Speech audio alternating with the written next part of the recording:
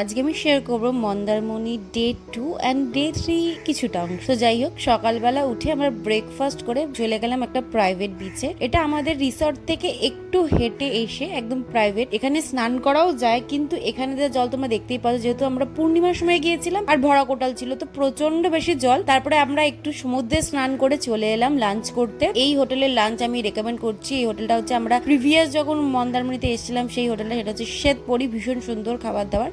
পুরে লাঞ্চ করার পর একটু রেস্ট নিয়ে বিকেলবেলা রেডি হয়ে গিয়েছি, বিচ সাইডে যাব। তার আগে ভাবলাম আমরা মাছ কিনে সেটা রান্না করতে দেবো, সেটা বেশি ভালো হয় আই গেস, কারণ ফ্রেশলি মাছ তোমরা চুজ করে তারপরে তোমরা বানাতে দিতে পারো তোমাদের ইচ্ছা মতো। তো আমরা সেই মতো মাছ টাছ কিনে, মানে আমরা পমফ্রেট কিনেছিলাম আর কিনেছিলাম কাঁকড়া। সো আরেকটা কথা, তোমরা যদি full length blog with details দেখতে যাও তাহলে আড্ডা উইথ ওয়েন্দ্রিলা আমি ডেসক্রিপশন বক্সের লিংক এবং মেনশন অবশ্যই করে দেবো, তোমরা চাইলে দেখে নিতে পারো। আর যেহেতু এটা আমাদের বিয়ের পর প্রথম ঘোরার প্ল্যান ছিল, তো তার আগে তারাপীঠ ট্রিপ হয়ে গেছিল। যাই হোক, তো ওরা একটা ছোট্ট করে সারপ্রাইজ প্ল্যান করেছিল, যেটা ভীষণ সুন্দর লেগেছে আমাদের। আমরা জানতাম না কখন ওরা এইসব প্ল্যান করেছে এবং কেকটা এনেছে। তো ঘুরে আসার পর দেখি কেকটা সাজানো রয়েছে। খুবই একটা সুন্দর এবং মজাদার মোমেন্ট ছিল আমাদের জন্য। তো বুকির জন্য আমরা এই গিফটটা কিনেছিলাম। তারপরে আমরা কাঁকড়া ভাজা খেলাম এবং সেকেন্ড দিনের ডিনারের জন্য আমরা চুজ করেছিলাম ফ্রাইড রাইস ও চিলি চিকেন। সকালে উঠলাম, উঠে আলু পরোটা দিয়ে ব্রেকফাস্ট করার পর এগুলোর চেক আউট টাইমও হয়ে গিয়েছিল। সেই মতো আমরা চেক আউট করে ভাবলাম একটু বিচ সাইডে বসে। আর যেদিনকে আমরা ফিরে আছি সেদিনকে ওয়েদারটা